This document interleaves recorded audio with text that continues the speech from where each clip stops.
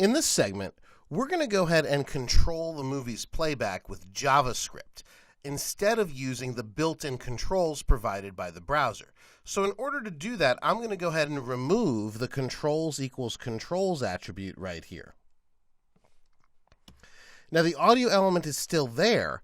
It just needs now for us to add some controls in order for it to play.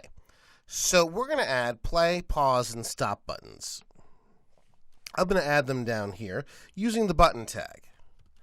So I'm going to set the ID as this one to btn play. We'll have the text on the button itself be written as PLAY for play. Let's create two more buttons for pause and stop. So this one will be pause, btn pause. Notice, by the way, how I use kind of a naming system as I go for my IDs. And the reason for that, it's not required, it's just a best practice when you're programming to keep these different elements straight in your head. All right, so now we've got our play button, our pause button, and our stop button. If you want to take a quick look at what these look like in the browser, I can load this up here in Firefox, for example. And you'll just see the three buttons, play, pause, and stop. Of course, they have no actual use yet because I haven't written any code for them. Now, oftentimes you'll see this, onClick equals play music. And that onClick event right here inside the HTML calls a function called play music when the user clicks the button. This is actually no longer a best practice. And the reason for that is you're mixing into your HTML actual business logic or functionality. You generally want to keep that separate. So what I'm going to do is here in the head, I'm going to write a script. Script tags in HTML5 are just written script. You no longer need the type attribute or any other attributes to go along with the script tag. And first thing I'm going to do is I'm going to write a function that's going to be an initialization function. A function that runs as soon as the window is ready. So I like putting a little comment in here like that. You can use double slashes for comments in a script. And now we'll do our function. Now the way we do this function is window onload equals function. Now if you haven't seen this type of syntax before, that might look weird.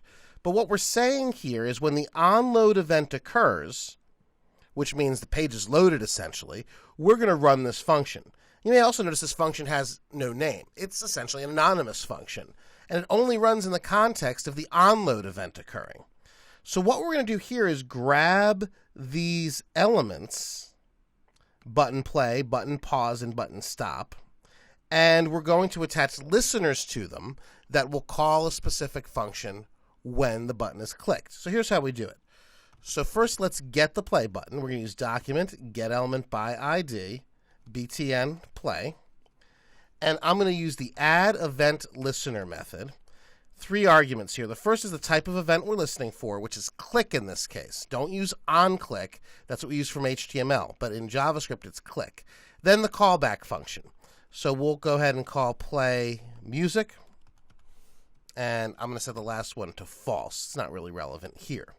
So now we need to write the functions for btn pause. We'll add the event listener, listening for a click event. Now I'm going to call a separate function called pause music. Now in an actual production situation, I probably would have all three of these call the same function, and then look at the event that's passed into that function. To keep things simple here, though, we're just going to use three separate functions. Functionally, it's the same. It's just a little more code to write. So this is btn stop. We're going to add the event listener. The event is click. We're going to call stop music. Last argument for false is false. We don't have to deal with event bubbling. So these next will be the music play controls. Always a good idea to comment. This little style that you see me use here, I've used for years. All right, so the first function is going to be play music, then pause music, then stop music. So function play music. Now I'm not going to write an implementation yet for these functions. I'm just going to write the signature. So here's pause music. And you could write the signature if you wanted to. This just helps me kind of plan and see the bigger picture of what we're trying to do. So I tend to put my signatures beforehand like this. And this is exactly what we need. So just to review here, when the window loads, this anonymous function will run. It'll attach to each of our buttons a listener that when clicked will call one of these functions down here. Now we actually have to do one more thing.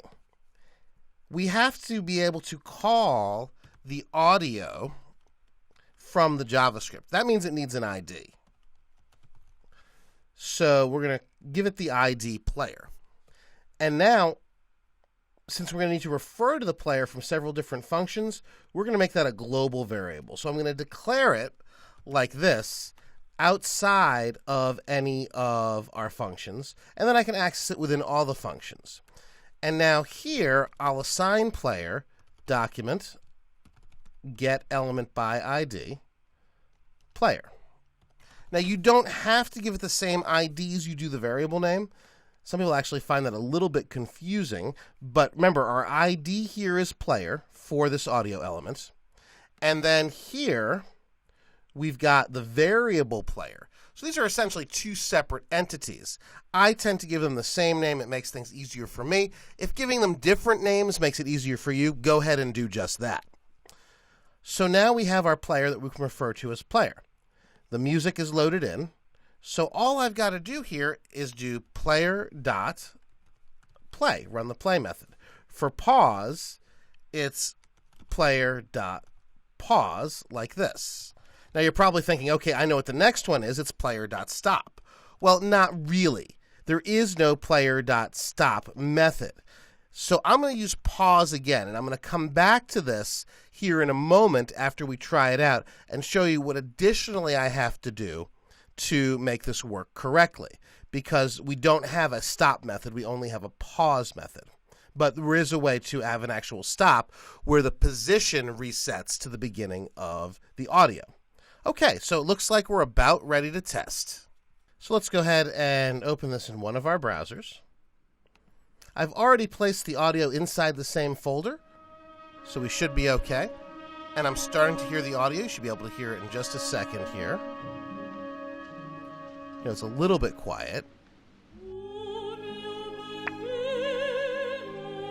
So there we've got it. If you don't like opera, I apologize. I needed something that was in the public domain. So let's try and pause and play. And it picks up at the same position in the aria. Now our stop button is going to have the same function as the play button.